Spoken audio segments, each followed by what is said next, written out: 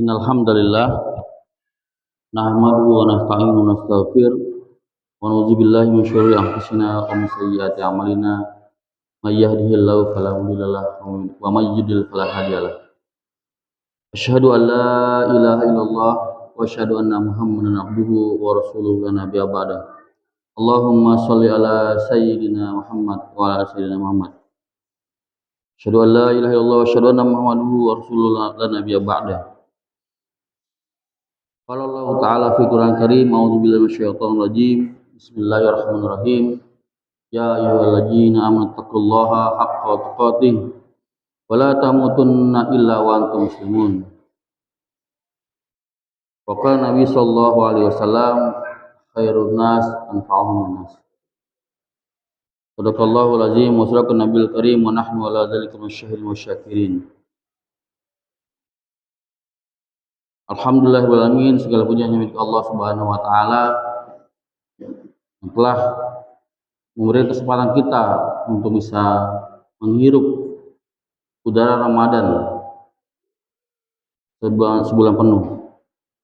Dengan izinnya hari ini kita masih bisa diberikan kesempatan untuk bisa memenuhi panggilan Allah, melaksanakan sholat Jumat berjamaah. Semoga apa yang Allah berikan kepada kita semuanya itu menjadikan diri kita semakin baik, semakin dekat kepada Allah SWT. Salawat salam semoga tercurah kepada uswah kita semuanya masa Rasulullah Muhammad SAW, pada keluarganya, pada sahabatnya, dan juga kita kepada pengikutnya. Semoga kita kelak di yaumil akhir mendapatkan syafaat dari Rasulullah Muhammad SAW.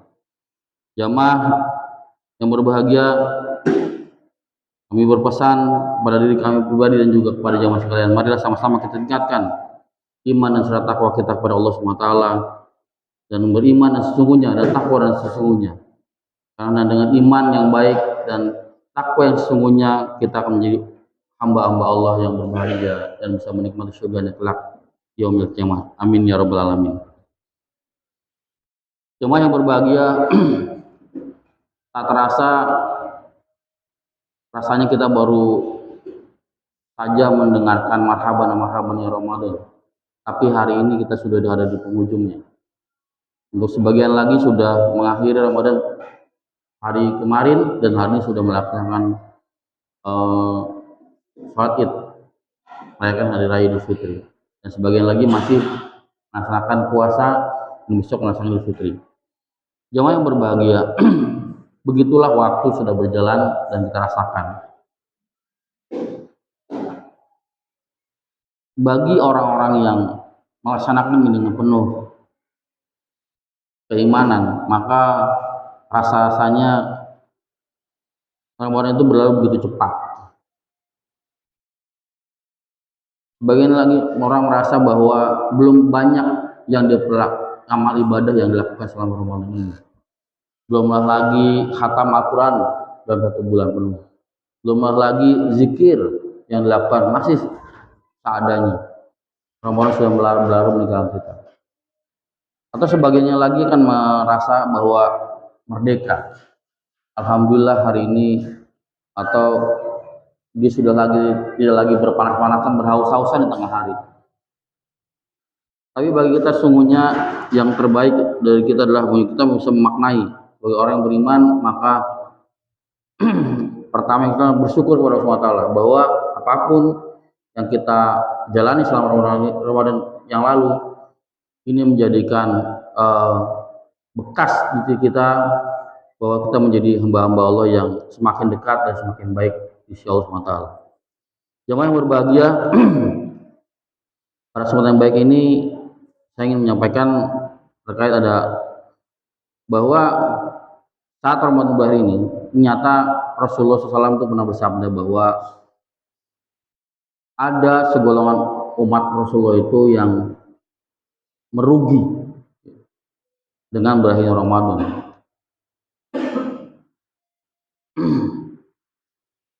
Rasulullah tegas mengatakan bahwa merugilah, sampai menyebut 3 kali, merugilah. Rugilah. Siapa yang rugi nih? Ramadan Rasulullah merugilah bagi siapapun hamba Allah yang tidak mendapatkan ampunan Allah padahal Ramadan sudah berlalu.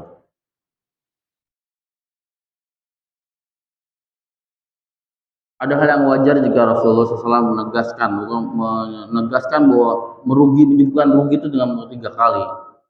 Karena sesungguhnya seperti yang kita dengar mungkin setelah belum penuh bahwa Ramadan itu adalah rahmat Allah turunkan, maghfirah Allah diturunkan, itu minanar itu dilakukan.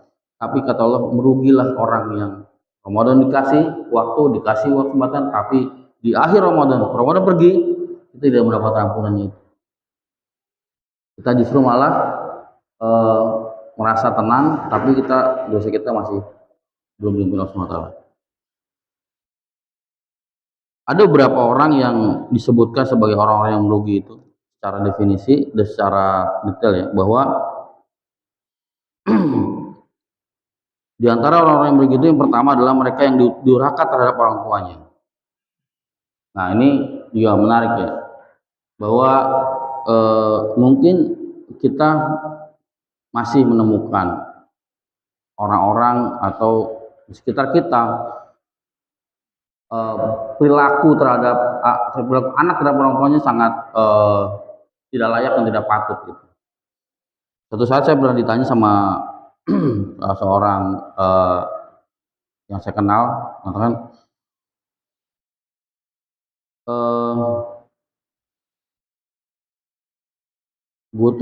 saya tuh nggak pernah nggak dapat perhatian penuh kasih dari orang tua gitu. Terus apa harus saya itu berbakti pada orang tua gitu. Orang tua saya itu meninggalkan saya dari kecil entah kemana gitu, pergi jauh gitu, atau orang tua tetap ada tapi dia cuek aja kok gitu, dia nggak perhatiin saya gitu. Apa perlu seperti itu tetap berbakti pada orang tua? Secara manusiawi wajar bahwa orang merasa adanya take and give ya. Saat diberikan kasih sayang, maka dia kata banyak ungkapan bahwa saat kita menolong maka kita akan tertolong. Maka saat kita menyayangi orang, maka kita akan sayangi orang. Tapi faktanya memang beberapa hal kita harus ingat bahwa ada sisi lain ya. Orang-orang tua kita atas dasar kesibukannya ya, pola pengasuhan terhadap anaknya menjadi lalai, sehingga anak merasa bahwa apa yang dilakukan orang tua itu bukan bentuk kasih sayang. Sementara orang tua merasa hari-harinya itu adalah bentuk wujud kasih sayang pada anaknya. Ini kemudian tidak ketemu pada titik kemudian menjadikan konflik di antara orang tua dan anak. Padahal kita menemukan hari-hari ini anak-anak yang mohon maaf ya, dulu kita masih melihat orang yang alat orang tua itu orang dewasa ya. Hari ini anak-anak kecil yang masih itu juga luar biasa ya, sama orang tua itu berkata kasar ya. Kalau waktu zaman kayak kecil tuh masih suruh ke warung masih ayo dah gitu kan ya, nakal kali dikit ada lebihannya kan nih gitu buat jajan ya. Karena sekarang tolong dong ke warung, antar dulu lah gitu, lagi tanggung nih ya kan, lagi megang HP segala macamnya. Bahkan nggak segan-segan ya anak-anak sekarang itu menuntut apa yang dia inginkan di luar kemampuan orang tuanya, sehingga orang tuanya itu bekerja keras untuk mendapatkan memenuhi kebutuhan anaknya. Pada titik tertentu orang tuanya itu merasa emosi, kemudian melupakan pada anaknya, dan anaknya merasa orang tua gue nggak sayang. Apa harus kita berbuat orang seperti itu gitu? Sementara di jemaah yang berbahagia, saya ingat bahwa berbakti kepada orang tua bukan karena ya, bukan karena kita bilang ke orang tua kita saja. Berbakti kepada orang tua kita itu pada prinsipnya sejatinya kita sedang melaksanakan apa yang Allah perintahkan. Karena pada dasarnya banyak seperti tadi kondisi-kondisi tertentu bahwa ada orang-orang yang tidak dapat kasihan dari orang tuanya. Kita tetap diberikan ruang untuk kita berbakti kepada orang tua kita. Karena pada prinsipnya berbakti kepada orang tua bukanlah karena orang tua baik pada kita, ya. Tapi karena Allah lah yang memerintahkan kita untuk berbuat baik pada orang tua. Seperti itu. Makanya kemudian di momen seperti ini, maka kita harus mengingatkan bahwa sejahat-jahat orang tua pasti dia tidak akan bisa, ya, melupakan anak-anaknya. Maka kita sebagai anak ini yang masih punya orang tua, maka kembali ke mereka untuk bisa kita berbakti sebisa yang kita lakukan. Hari ini banyak orang-orang tanda kutip dia bisa mencari berkah kemana-mana, ya, jauh-jauh, ya kan, ke orang soleh, kiai segala macam di seluruh Indonesia, tapi lupa di rumahnya ada keramat, ya, sumber berkah yang ditinggalkan, itu orang tua. Hanya dengan bahwa ada orang-orang yang Ramadan berlalu kemudian masih melakukan durhaka kepada orang tuanya, itu termasuk orang-orang yang merugi saat Ramadan sudah berlalu. Dan durhaka termasuk salah satu dosa besar yang disebut oleh Rasulullah SAW. Yang berbahagia, kedua, ada juga orang-orang yang disebutkan sebagai orang yang merugi adalah mereka yang memutuskan tali silaturahim. Maka silaturahim yang kita lakukan itu adalah upaya kita untuk menyambungkan silaturahim kita. Janganlah kita lihat saudara kita di mana yang kita sudah lama gak ketemu, ya. Kita perlu untuk kita sambungkan lagi silaturahimnya. Makanya hari ini jarak itu bukan soal jauh atau dekat, ya. Jarak itu soal seberapa bisa kita terhubung, seberapa sering. Ada orang yang rumah tetangga kita nih, ya, sebelah rumah, tapi kita nggak pernah tegur sapa, gitu, ya. Dekat tapi jauh, gitu. Tapi ada, kita punya teman kita di jauh di sana, gitu. Saya punya kawan di Palembang, masih bisa kontak-kontakan, say hello by WhatsApp, gitu. Itu terasa dekat, gitu, ya. Kalau mereka butuh, gitu, ya. Kita ditelepon. Nah, karenanya pentingnya kita menyambung silaturahim kita, karena sungguhnya silaturahim ini salah satu yang sangat-sangat dianjurkan oleh Rasulullah SAW, ya. Karena di satu sisi, di satu hadis Rasulullah mengatakan, barang siapa yang ingin diperpanjang umurnya dan dimurahkan rezekinya, maka hendaklah ia menyambung tali silaturahim. Maka sangat merugilah orang-orang yang memutuskan silaturahim. Padahal selama Ramadan itu kita diajarkan, dikasih wahana, dikasih sarana untuk melakukan silaturahim itu. Lewat apa? Lewat berbagi, lewat ketemu di masjid tarawih, ya kan? Kita mungkin setelah panjang tahun kita nggak pernah orang itu, tapi kalau di pas puasa, rasanya orang-orang yang nggak pernah ketemu kita itu pas puasa minimal di 10 hari Ramadan itu kita ketemu untuk taraweh biasanya, ya, gitu. Dan maka kita harus kemudian kita bisa sambung silaturahim seperti itu. Yang ketiga, salah satu orang yang juga termasuk orang yang merugi adalah mereka yang saling bermusuhan antara sesama muslim, ya, dan tidak saling tegur. Ini juga Allah laknat, ya. Karena sungguhnya apalagi ini sama muslim, ya, kita sudah sewajarnya kita saling menyapa, bukan hanya menyapa, malah saling membantu. Orang-orang yang bermusuhan terhadap saudaranya itu sangat dilaknat oleh Allah Subhanahu wa taala. Yang keempat adalah mereka yang merayakan Idul Fitri dengan berfoya-foya. Ya, ini juga yang menjadi kita lihat fenomena kita, bahwa justru orang yang bersemangat, ya, menyambut hari raya itu adalah orang-orang yang, mohon maaf, ya, selama Ramadannya mungkin puasanya biasa-biasa aja, gitu kan, atau mungkin bisa jadi, mohon maaf, ya, tidak menjalankan puasa. Tapi kalau udah mau lebaran, ya, hebohnya luar biasa. Ini itu gitu ya. Sandang pangannya di apa yang belum makan yang belum ada dibeli, apa yang pakaian yang belum dibeli semua. Menunjukkan apa berlebih-lebihan, dan Allah tidak suka terhadap orang-orang yang berlebihan. Ya. Karena sungguhnya berlebihan itu adalah salah satu ciri bahwa orang-orang itu dalam melakukan rasa syukur kepada Allah Subhanahu wa taala.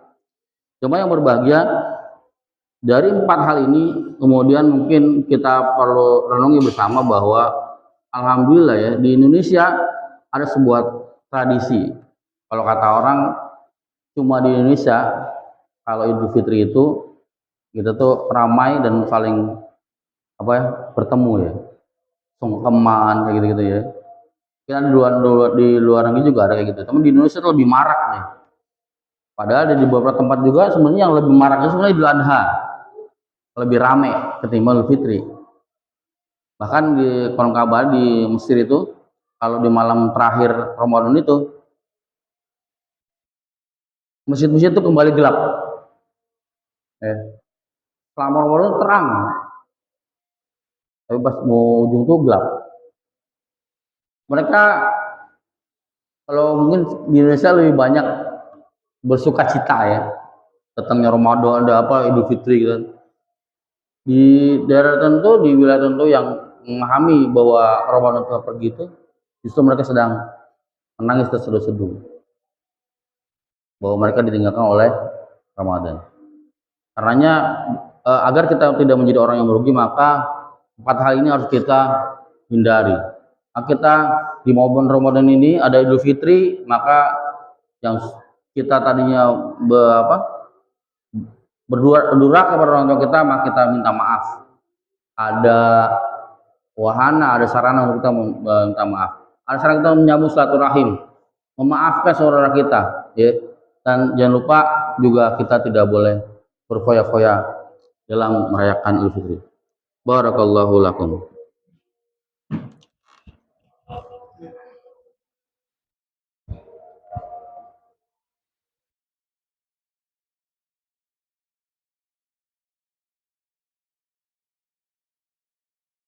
Alhamdulillahirabbil alamin. Jamaah yang berbahagia, di sesi kedua ini ingin lagi menegaskan kita bahwa mari sama-sama kita maknai kepergian Ramadan ini adalah sebagai sebuah pengingat kita bahwa kita sangat membutuhkan Allah Subhanahu wa taala. Maka saat Ramadan itu berakhir, gema takbir itu sebenarnya kita maknai sebagai kita mengatakan Allahu Akbar, itu kita maknai bahwa mengingatkan kita, meruntuhkan kesombongan kita. Bahwa sebenarnya kalaupun selama puasa itu kita bisa melakukan puasa sebulan penuh, bukanlah itu karena kekuatan yang kita punya, tapi karena Allah lah yang mengizinkan kita untuk bisa melakukan puasa itu, bisa beribadah di bulan Ramadan itu. Maka tak layaklah buat kita untuk menyombongkan diri kita sebagai orang-orang yang kuat, bulan penuh nih nggak makan gitu. Takbir itu juga mulai mengingatkan kita bahwa di dunia ini semuanya kecil, hanya Allah lah yang maha besar. Yang kita bangga-banggakan itu jadi nggak ada apa-apanya, ya. Ketika kita menyebutkan Allahu Akbar, Allahu Akbar. Yang bahagia itu yang harus kita tanamkan kita dalam hati kita. Mungkin itu yang hari ini kita merasa perlu untuk kita tanamkan dalam diri kita, bahwa hanya Allah yang maha besar, Allah yang maha besar, Allah yang maha besar. Sehingga kita menghadapi dunia ini nggak kumurungsung gitu loh. Kamu masalah usang puyeng gitu ya. Sungguhnya setiap masalah itu Allah yang berikan, dan Allah yang memberikan jalan keluarnya. Maka jangan berbahagia, mari sama-sama kita bermunajat kepada Allah SWT agar kita dijadikan hamba-hambanya yang setelah Ramadan ini menjadi hamba-hamba yang rabbaniyun, bukan menjadi hamba-hamba yang ramadaniyun. Allah yang kita sembah di bulan Ramadan itu adalah Allah yang sama yang kita sembah saat di bulan-bulan lainnya. Karenanya tidak ada alasan untuk kita untuk bermalas-malasan mendekatkan diri kepada Allah SWT. Allah yang memberikan rezeki kepada kita saat kita Ramadan itulah Allah yang sama saat di bulan-bulan lain. Maka tidak ada alasan untuk kita kemudian berputus asa atas rezeki dari Allah SWT. Kemudian sama-sama kita bermohon kepada Allah SWT. Innallaha wa malaikatahu yusholluna nabi ya ayyuhalladzina amanu shallu alaihi wa sallimu taslima. Allahumma shalli ala sayyidina Muhammad wa ala sayyidina Muhammad. Allahumma ighfir lil muslimina wal muslimat wal mu'minina wal mu'minat al ahya'i minhum wal amwat innaka ala kulli syai'in qadir.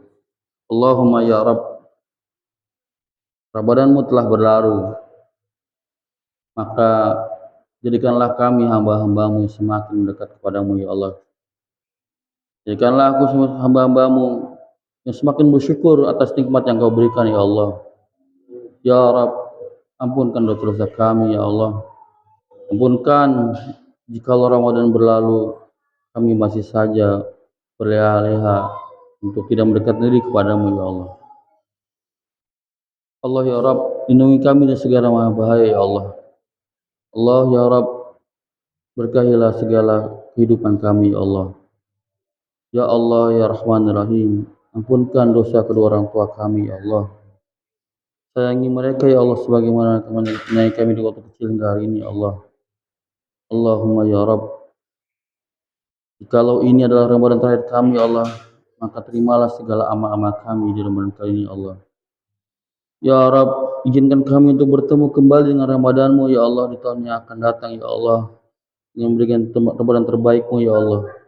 Allahumma ya Rahman ya Rahim, Rabbana ighfir lana dzunubana wa li ikhwanina alladziina sabaquna bil iman wa la taj'al fi qulubina ghillan lil ladzina amanu rabbana innaka ra'ufur rahim. Rabbana faghfir lana dzunubana wa li ikhwanina alladziina sabaquna bil iman wa la taj'al fi qulubina ghillan lil ladzina amanu rabbana innaka ra'ufur rahim. Rabbana taqabbal minna innaka antas samiul alim wa tub 'alaina innaka antat tawwabur rahim. Rabbana zalamna anfusana wa lam taghfir lana wa tarhamna lanakunanna minal khasirin. Rabbana atina fid dunya hasanah wal akhirati hasanah wa qina adzabannar. Subhana rabbika rabbil izzati amma yasifun wa salamun alal mursalin walhamdulillahi rabbil alamin. Assalamualaikum warahmatullahi wabarakatuh.